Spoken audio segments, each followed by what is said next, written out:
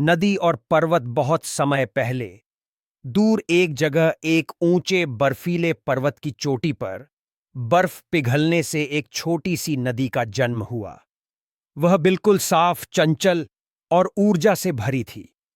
उसने समुद्र के बारे में बहुत कहानियां सुनी थीं और वह उत्साह से सोचती थी, मैं बस बहते बहते जल्द ही समुद्र से मिल जाऊंगी। शुरू के कुछ दिन वैसे ही बीते जैसे उसने सोचा था। नदी हरे भरे मैदानों से गुजरती, घाटियों में गीत गाती और अपने पानी में उड़ते पक्षियों की परछाइयां लिए आगे बढ़ती रही। उसे लगता था कि उसे कोई रोक नहीं सकता। लेकिन एक सुबह मोड़ लेते ही वह अचानक एक विशाल पत्थर की दीवार के सामने आ गई। रास्ता पूरी तरह बंद था। उसने जोर लगाकर आगे बढ़ने की कोशिश की, मगर दीवार हिली तक नहीं। नदी नाराज हो गई। ये क्या है? ये तो बिल्कुल अन्याय है। अब मेरा सफर खत्म हो गया। ऊपर खड़े बुद्धिमान पर्वत ने, जो उसे देख रहा था, धीरे से कहा, छोटी नदी, सफर खत्म नहीं हुआ है। ये तो सिर्फ एक चुनौती है। कोई दूसरा रास्ता खोजो। पहले तो नदी को समझ नहीं आया। उसने फिर से पूरी ताकत से दीवार को तोड़ने की कोशिश की, लेकिन नतीजा वही।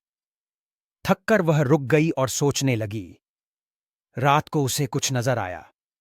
पत्थर की दीवार के बाईं ओर एक बहुत छोटा सा दरार। शायद मैं यहां से निकल सकती हूं, उसने सोचा। वह धीरे धीरे, बूंद बूंद करके उस दरार से बहने लगी।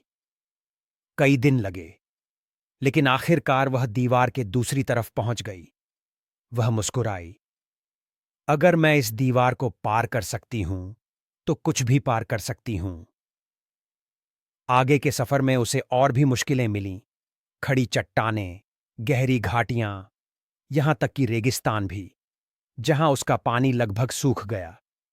हर बार उसे पर्वत की बात याद आती, कोई दूसरा रास्ता खोजो। कभी वह समस्या के चारों ओर घूमकर निकल जाती, कभी वह अपनी राह खुद बनाती और कभी वह बस इंतजार करती, क्योंकि उसने सीखा था कि समय भी कई मुश्किलें हल कर देता है। कई साल बाद वह आखिरकार विशाल समुद्र तक पहुंच गई। समुद्र ने उसे गले लगाते हुए कहा, स्वागत है, छोटी। अब तुम सिर्फ नदी नहीं हो, तुम मुझसे जुड़कर और भी बड़ी हो गई हो। तुम यहां पहुंची क्योंकि तुमने हार नहीं मानी। नदी ने मुस्कुराकर कहा, मैंने सीखा है कि मुश्किलें सफर को रोकती नहीं हैं, बल्कि उसे आकार देती हैं। अगर ये बाधाएं न होतीं, तो मैं आज ऐसी न होती।